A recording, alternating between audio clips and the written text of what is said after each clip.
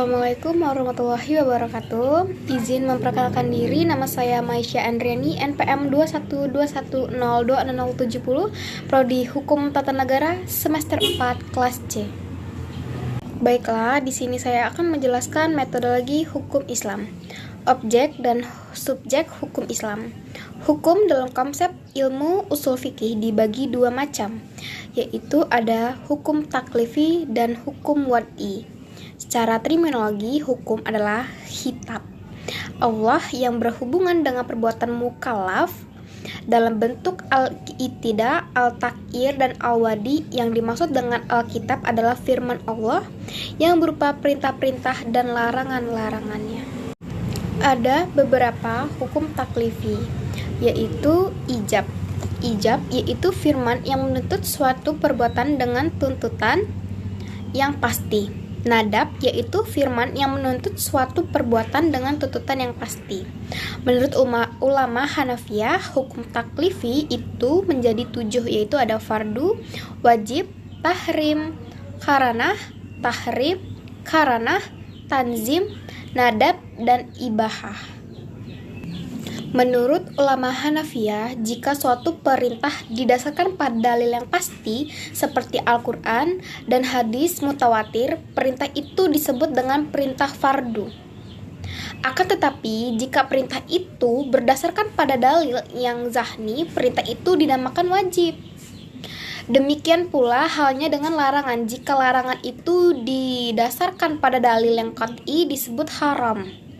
Dan sebaliknya pula, jika larangan itu didasarkan pada dalil yang jahni, maka tergolong pada hukum makruh. 5 atau 7 jenis hukum tersebut dinamakan dengan taklifiyah, yang artinya tuntutan atau memberi beban. Taklifi disebut pula sebagai jenis perbuatan hukum. Hukum wad'i ialah firman Allah yang menjadikan sesuatu sebagai sebab adanya yang lain, musabab, atau sebagai syarat yang lain, masyrut, atau sebagai penghalang atau mani, ada yang lain. Hukum wad'i itu menjadi 3, yaitu ada sebab, syarat, dan man'i. Tafsir, salah satu metode penggaluan hukum Islam. Al-Quran dan Sunnah diyakini sebagai sumber hukum Islam. Kemudian nas-nas yang terkandung di dalamnya ditunjukkan untuk mukallaf. Maka untuk mempermudah pelaksanaan hukum yang dimaksud, upaya ulama di bidang usul fikih dan bidang fikih mulai menggunakan pendekatan rasio dalam menggali makna dan maksud yang dikandung oleh kedua sumber hukum tersebut. Meskipun nas Al-Quran dan Sunnah telah muhammah, campur tangan akal dan tidak dapat dielakkan. Al-Quran sebagai sumber hukum Islam, ada kalanya ayat-ayat tersebut saling menafsirkan karena adanya munasabah al-ayah. Tetapi tidak jarang ayat-ayat tersebut membutuhkan hadis yang menjelaskannya atau melalui pendekatan ijtihad yang sepenuhnya menggunakan rasio. Munasabah al-ayah merupakan cara kerja akal yang ijtihadiyah, karena akal mengupayakan sekuat mungkin untuk mencari dan membentuk paradigma penafsiran tersebut. Ijtihad sebagai metode penggalian hukum Islam. Ijtihad itu berasal dari kata jahda yang artinya al-mayakoh, atau sulit, berat, susah, atau sungkar. Menurut Rahmat Syafi'i, secara etimologis, kata ijtihad artinya kesulitan dan kesusahan. Al-masyaqqah juga diartikan dengan kesanggupan dan kemampuan.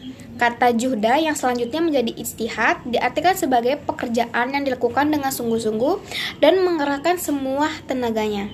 Ijtihad ialah usaha maksimal untuk mendapatkan sesuatu. Jika tidak sungguh-sungguh, maka tidak disebut dengan ijtihad, melainkan takfir, berpikir biasa dan sederhana. Abdul Wahab Khalaf mendefinisikan ijtihad menurut ulama usul, yaitu mengerahkan daya dan kemampuan untuk menghasilkan hukum syara dari dalil-dalil syara yang terperinci. Dari semua definisi di atas, Tentang ijtihad tersebut, dapat disimpulkan bahwa ijtihad itu adalah 1. Mengarahkan akal pikiran para fuqaha atau usyuliyin. Yang kedua, menggunakan akal dengan sungguh-sungguh. Yang ketiga, berkaitan dengan hukum syar'i dan amaliyah. Dan yang keempat, menggali kandungan hukum syar'i dengan berbagai usaha dan pendekatan. Dan yang kelima, dalil-dalil yang ada dirinci sedemikian rupa sehingga hilang kezahninya. Hasil ijtihad berbentuk fikih sehingga mudah diamalkan. Sekian presentasi dari saya ucapkan terima kasih. Wassalamualaikum warahmatullahi wabarakatuh.